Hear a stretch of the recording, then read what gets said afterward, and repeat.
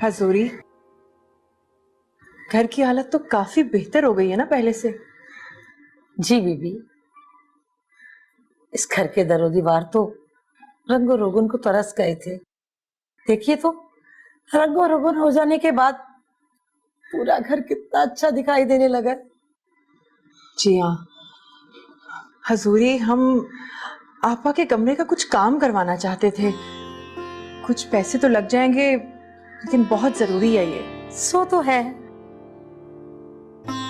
और हम चाह रहे थे कि अदन के लिए 1-2 जोड़े भी सिलवा लें। अरे हाँ, ये तो बहुत जरूरी है। लेकिन घर में तो कोई कपड़ा ही नहीं है। अरे तो आप क्यों परेशान होती हैं? आप मुझे पैसे दे, मैं रजिया से कहूंगी, वो खुद ही कपड़ा ले आएगी और खुद ही सी देगी। हजूरी, आप बस दुआ कीजिए, किसी तरह आपा के किसी बेटे के साथ हमारी अदन का रिश्ता तय हो जाए, हमारी अदन आपा को पसंद आ जाए। अरे अल्लाह करे ऐसा ही हो। हमारी अदन बिटिया ब्याह के वलायत जाएगी, ये बड़े से घर में रहेंगी। बस अब तो आप जल्दी से तैयारी शुरू करें। अरे अभी से हजूरी, अभी रिश्ते की बात तो तय होने दीजिए। अरे हमारी अदन बिटिया है ही इतनी खूबसूरत कि उनके रिश्ते के लिए कोई इनकार कर ही नहीं सकता। खुदा करे कि बस ऐसा ही हो। क्या बात है, आप दोनों बड़ी खुश लग रही हैं।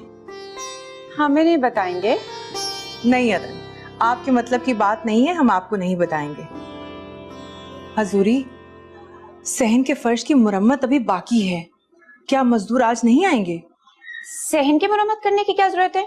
अगर आपके पास इतना ही फालतू पैसे आ गए तो हमें दे दें, हमें कुछ अच्छे कपड़े बनवाने हैं। मुंशी साहब कह रहे थे कि अपनी बेटी के हमरा इस घर में आएंगे, और हमें उनके बेटे बिल्कुल भी पसंद नहीं। शोबाज की हमें उसे ज्यादा अच्छे कपड़े पहनने हैं। ये तो आपने अदन बीबी मेरे मुंह की बात छीन ली। अरे वो है ही बड़ी अच्छी छोरी, आप उसको दफा भी करें, छोड़े उसको। अपने आप को समझती है कि भाई मैं तो नवाबजादी हूँ। आजकल के दौर में तो पैसा ही सब कुछ है। खैर, हम अपनी अदन के लिए बहुत अच्छे कपड़े सिलवाएंगे। हम मुंशी की बेटी की आमद पे बहुत अच्छे कपड़े बनवाना चाहते हैं, और बताना चाहते हैं कि वो लोग चाहे कुछ भी बन जाए, रहेंगे हमारे मुलाजिम ही। अरे मुंशी की बेटी को छोड़ो, वो भाड़ में जाए, हमें उससे क्या।